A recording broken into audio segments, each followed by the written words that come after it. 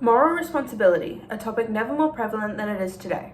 In Australia alone, the incarceration rate has risen over 20% in the last 10 years.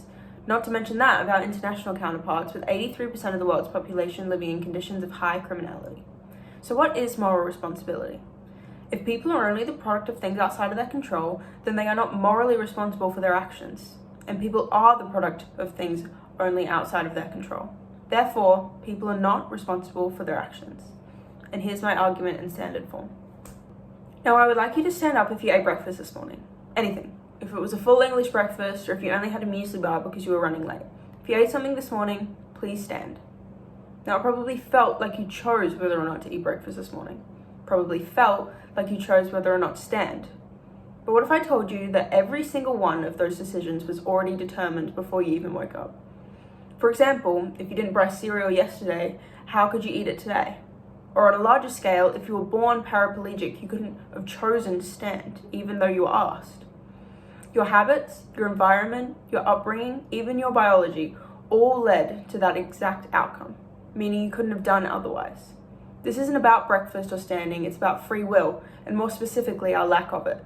As said by Spinoza, men believe themselves as free simply because they are conscious of their actions and unconscious of the causes whereby those actions are determined.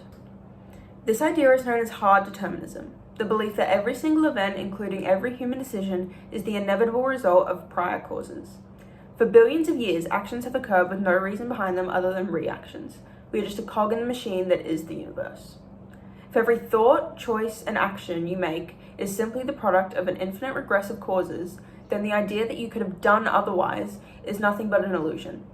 And if you could not have done otherwise, what does that mean for moral responsibility?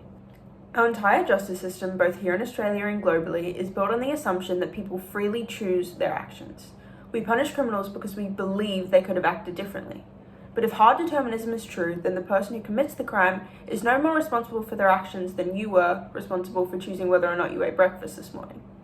They are the product of their biology, their environment, and a whole host of factors that are clearly not in their control. A chain of causes stretching back long before they were even born. Before you were even born. So imagine two individuals. One grows up in a stable home with support, education, and opportunity, while the other grows up surrounded by violence, instability, and trauma.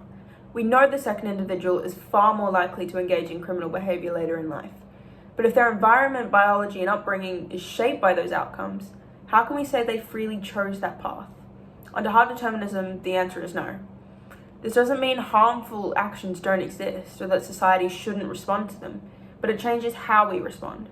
Instead of asking how do we punish someone for their actions, we ask what chain of causes led to this behavior and how do we prevent it from happening again. A common criticism of hard determinism is that without moral responsibility, we would lose accountability, that society would just fall into chaos. But consequences don't disappear just because free will does. We can still enforce laws, restrain dangerous individuals, and protect others. The difference is that these responses are no longer to blame, but about safety, rehabilitation, and prevention. In fact, a deterministic perspective would make society more compassionate. It pushes us to see behavior as the result of mental health, societal conditions, and life experiences, rather than simply good or bad people. So, are people morally responsible for their actions? If moral responsibility requires the genuine ability to have done otherwise, then under hard determinism, the answer is no. But actions still have consequences, and society still has a responsibility to respond to them.